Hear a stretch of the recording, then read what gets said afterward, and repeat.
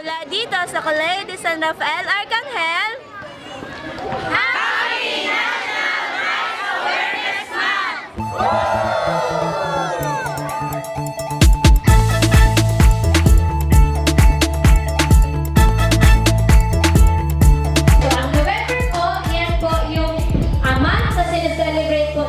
Yung National Rice Awareness Month. So, sino ang mahilig kumain ng kanin or rice? Bakit importante ang kanin? Para mabuhay. Ano ba? Para maging malakas, maging strong. Ano po? Maging tandaan, abakada ng be responsible. Let's be responsible.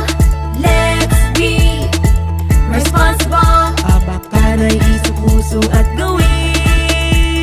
Let's be responsible. Nagkaroon po sila ng ideya kung ano yung agrikultura sa pang-araw-araw and ma-appreciate po nila yung agriculture kung habang bata po sila.